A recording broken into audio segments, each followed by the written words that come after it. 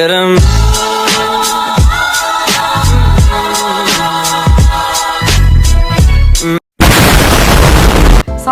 warahmatullahi wabarakatuh. Hai everyone, perkenalkan nama saya Sabrina Septiani, NIM 2003-20118 dari kelas Negosiasi dan Advokasi Bisnis 6B.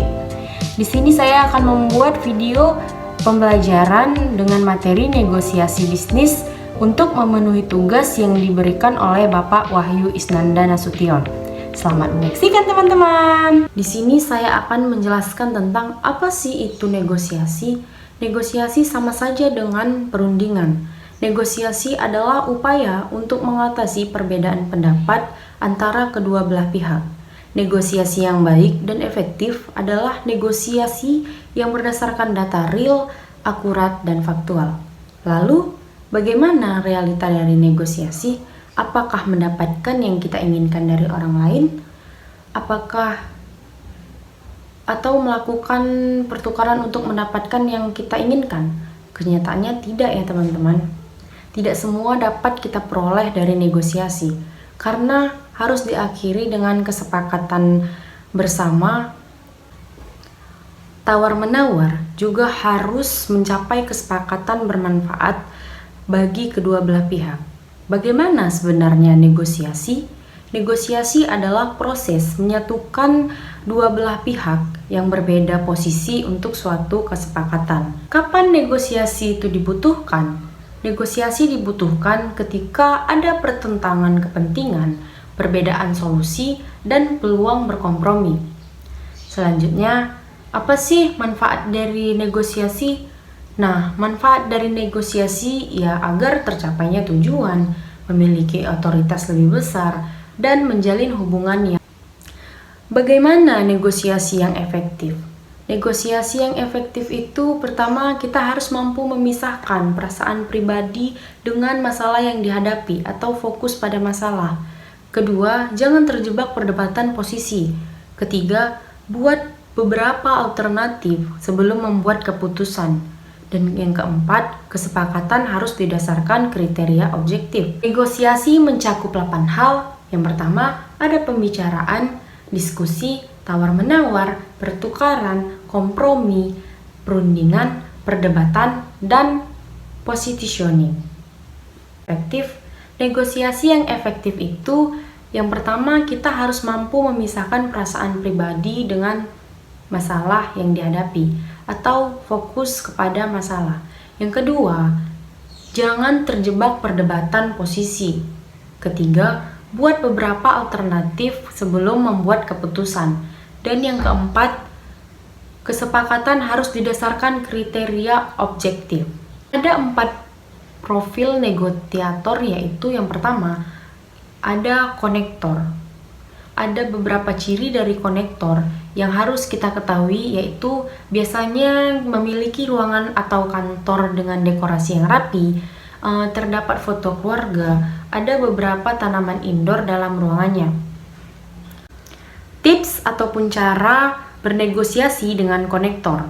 Anda harus terbuka, jujur, dan mengawali pembicaraan kecil dan jangan langsung to the point.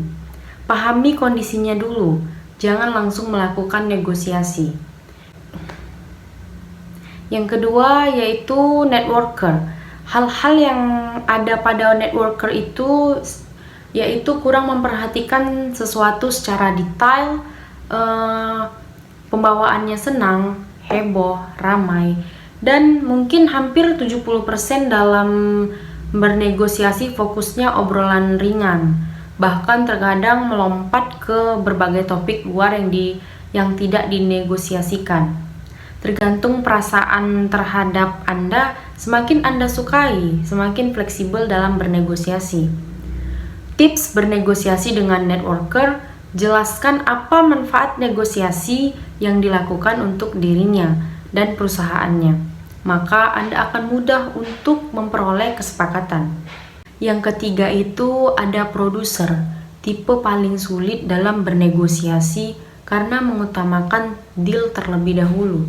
Masalah relasi urusan kedua. Tips bernegosiasi dengan produser yaitu menjelaskan terlebih dahulu apa yang Anda tawarkan dengan cara yang menarik, kemudian tanyakan apakah ia tertarik atau tidak. Jika iya, baru Anda dapat lanjutkan. Dan yang keempat itu ada analyzer. Tipe ini menyukai keakuratan data dan kerincian. Tidak suka pertanyaan yang berputar-putar. Jangan berharap keputusan yang cepat ketika berhadapan dengan tipe ini. Tips bernegosiasi dengan tipe analyzer yaitu siapkan dukungan data secara lengkap. Ada beberapa elemen-elemen agar sukses dalam bernegosiasi. Yang pertama itu 1. Waktu persiapan yang memadai. 2. Sasaran yang jelas. Ketiga, memahami pokok permasalahan. Keempat, strategi atau rencana negosiasi yang jelas. Kelima, taktik negosiasi yang tepat. Keenam, sikap saling menghormati. Terkadang perdebatan terjadi dalam negosiasi, maka dari itu kebutuhan keterampilan dalam berargumen.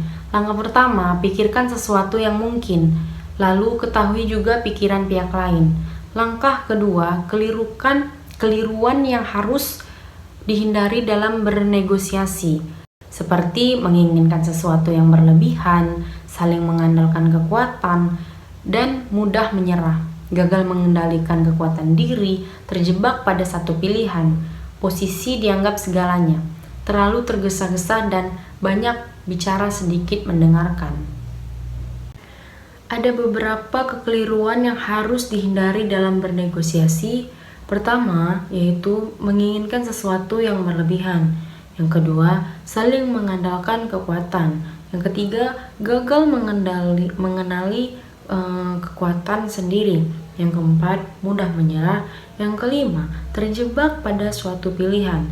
Yang keenam, memiliki mental win-loss. Yang ketujuh, berpikiran jangka pendek sehingga menghancurkan hubungan yang seharusnya terjalin dalam jangka panjang. Sekian pembahasan dari saya, semoga bermanfaat. Assalamualaikum warahmatullahi wabarakatuh.